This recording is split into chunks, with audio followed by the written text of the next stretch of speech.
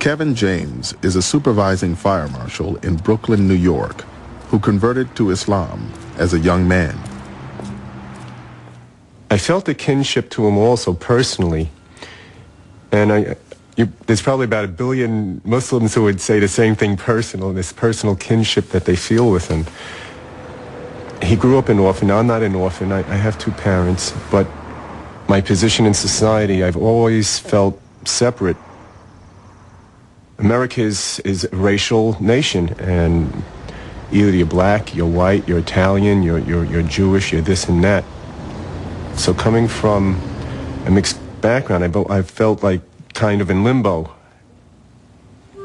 My father is Native American and African American, and my mother is Jewish. They were very a-religious, I would say, to the point of being atheists or agnostic. I recall as a child, we get a dreidel on Hanukkah, that we had a menorah in the house, and we also had a Christmas tree and exchanged presents. So I just never really identified with any religion, but what was always emphasized was discussion and dialogue and seeking for the truth. So I went through a period of trial and error searching, and I stumbled, I guess I almost literally stumbled on Islam. What appealed to me was the universality of the message. Any religion that gives a code of righteous, ethical conduct and respect and gratitude and obedience to one being is Islam. So here is a book, the Holy Quran, that validates other religions, the diversity of mankind, and it puts the onus of salvation on the believer. The Quran teaches you that the saving of one life is as if you saved all of humanity. And that's one of the reasons why I became a firefighter. What more noble calling than that, to save a person's life, to save people, to save their property? There was another fire in the back. There's been a couple fires here. Okay, yeah, so show me what you have. From being a firefighter, I became a fire marshal. That's an arson investigator. How long has this been vacant? That's another form of prevention, of saving lives. Well, I guess there's no doubt what caused this. A firefighter, he'll risk his life to save you, whether you're black, brown, red, Jew, Muslim, Christian, atheist. He's not asking you what your philosophy is or looking at your color. He's looking to get you out of the building. Y'all is from Brooklyn. That's why many people say that firefighting is a calling, because of that self-sacrifice, the willingness to just put others before yourself. To be a good Muslim, you serve people. And specifically, Prophet Mohammed, he asked the question to people around him: do you love your Creator? Serve your fellow man first. The message Muhammad had received from God revealed that his people would be held accountable in the next life for their behavior in this one. Although Muhammad was initially reluctant to tell others about his experience, a new revelation commanded him to make his message public.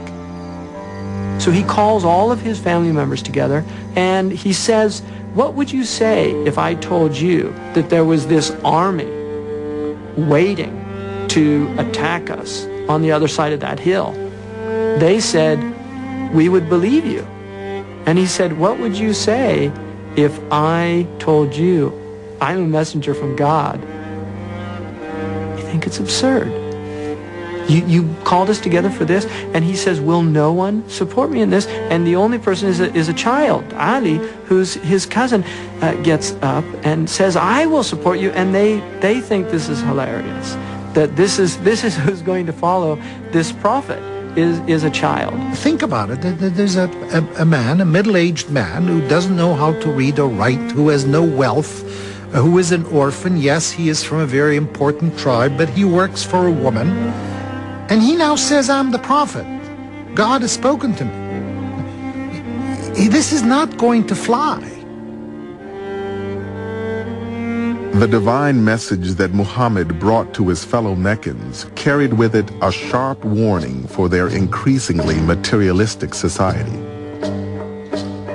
He was coming to warn the people of Mecca and the surrounding countryside and his own tribe of Quraysh that unless they pulled themselves together and started creating a more just and decent society, restoring the old tribal values of looking after the poor, the orphan, the widow, the oppressed, then there was going to be a terrible catastrophe.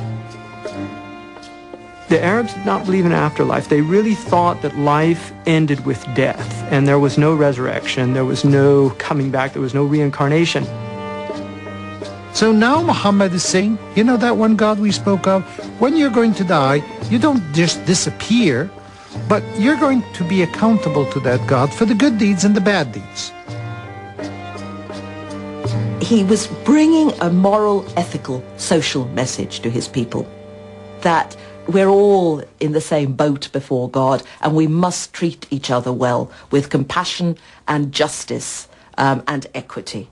The revelation Muhammad received on the Mountain of Light was only the first of many that he would continue to receive for the rest of his life. The revelation does not come in a lump sum. It doesn't just come down from heaven, here's the book, now go out and teach it to the people. No. It is coming down slowly. It's coming down as events unfold. And it's explaining the events, but it's also coming down in a way that he can absorb it. Because the idea is that this thing is so tremendous, this thing is so immense, that it's not something that we can give you all at once. This is going to take time. He used to say that I never once experienced a revelation without feeling that my soul had been torn from my body. The Prophet could be sitting, he could be on horseback, he could be walking, he could be talking, but he was suddenly seized by the divine word. He would feel a great weight descend upon him. He would sweat profusely, even on a cold day. Sometimes, he said, it would be like the reverberations of a bell.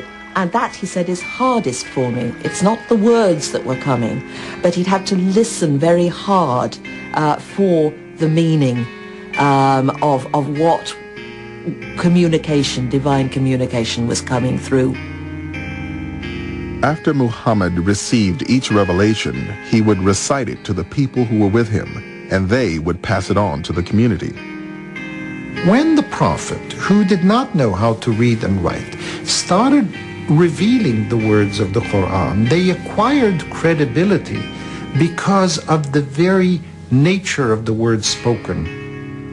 People would look at it and say, my goodness, this cannot be the words of a man. He could not have made this up. بسم الله الرحمن الرحيم يا أيها الذين آمنوا اتقوا الله حق تقاته ولا تموتن إلا وأنتم مسلمون واعتصموا بحبل الله جميعا ولا تفرقوا واذكروا نعمة الله عليكم. The Quran is the most extraordinarily beautiful discourse. It doesn't come over in translation, but the Arabic is extraordinary. When the first Muslims heard the Quran, many of them were converted to the Prophet's message, not necessarily because of its content, but because of its beauty. That revelation was presented in a society where there were people who were professional memorizers. They could hear something recited once and they could repeat it. The recitation then by Muhammad